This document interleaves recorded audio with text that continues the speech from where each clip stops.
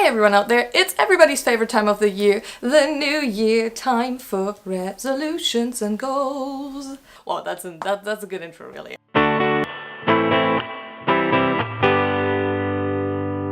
Hi everyone, I'm Tabea. This is Not Quite a Degree, where we talk about things that I don't have a degree in, but I do have opinions on. And today we're talking about New Year's resolutions, goals, or I don't know, whatever you want to call them. I have realized that I'm always shifting my favorite time of the year, to be honest. I always think like, oh, I love summer because it's my birthday, and oh my god, I love it, it's sunny and whatever.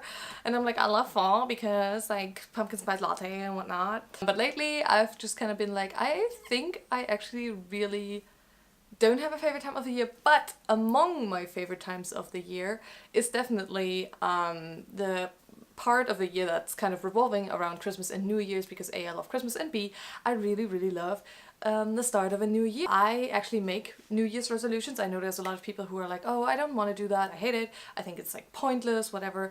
I'm not one of these people. I actually think it's really cool to have New Year's resolutions and have something that kind of marks some major points, major achievements that you want to get to throughout that year. And it also kind of helps me have like guideposts, if you will, because the one thing that I started a couple of years ago was to have a word of the year that I'm going to show you in a minute, that kind of serves for me as an anchor when I go about my actions throughout the year, and when I'm kind of making decisions or approaching things. I'm kind of like, okay, what is my word of the year? How do I want to deal with things this year? And it has worked quite well for the past 2 years, and I'm really happy about my word for this year, which I have come up with back in November. And so, yeah, let's get into it. I'm really excited to share my New Year's resolutions with you. What I always do with my New Year's resolutions is I put them up above my bed, basically so that I look at it when I'm in bed, you know, kind of, yeah, whatever. And so what I do is I just kind of try to make it somewhat pretty, because it's kind of also a piece of decoration, if you will. And this year, I'm not going to be able to show it in full, but I kind of went for like this gold theme, and I don't know, you can read, yeah, whatever. So you see, it's just like a poster basically that I made. And well, I want to show you that one. It says my word of the year on the top. I don't know if you can read it. I tried myself in hand lettering and I'm not sure if it came out too well. But my word of the year is bravery. Does that need a lot of explanation? I feel like bravery for me basically means approaching things without fear, or at least acknowledging fear and working through it, because there have been a lot of shifts in my life. I am done with the major part of university stuff for at least another 9 months. And I'm basically in a state of like free floating right now, where I could approach a lot of projects. Now that I get to them and I want to face them, and that's not going to be easy on any given day. So yeah, I feel like bravery is a good word to kind of face that.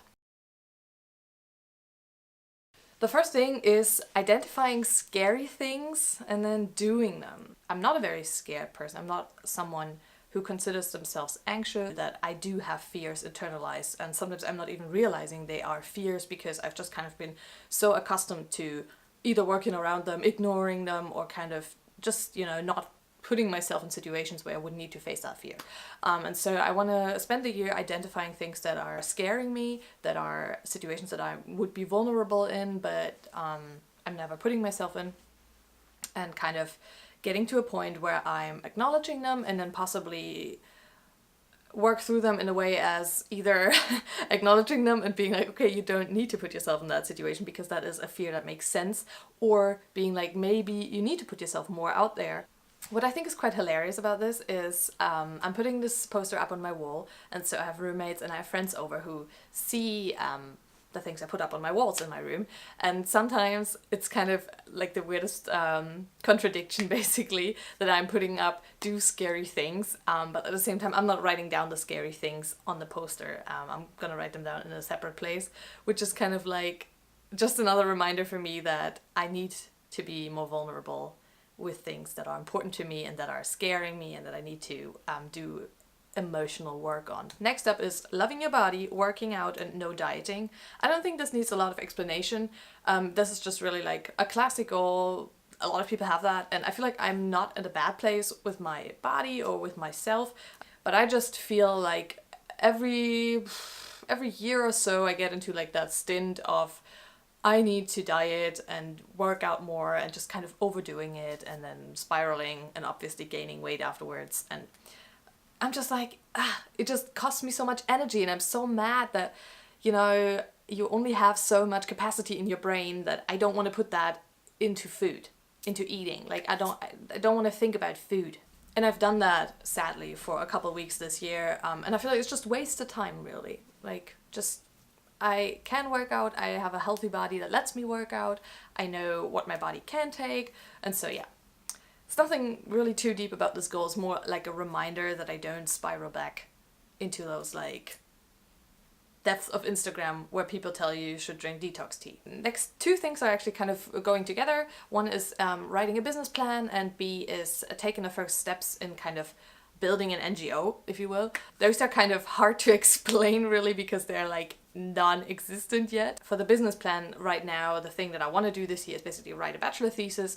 I basically want to kind of set a foundation for myself to possibly found a company one day, probably not this year, but just kind of work towards like a theoretical framework basically.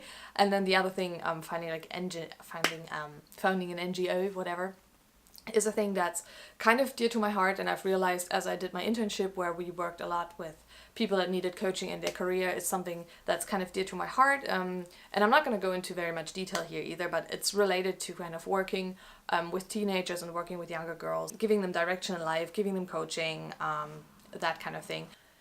I want to remember birthdays. I've forgotten my dad's birthday, I feel like in 2 or 3 years in a row. So embarrassing.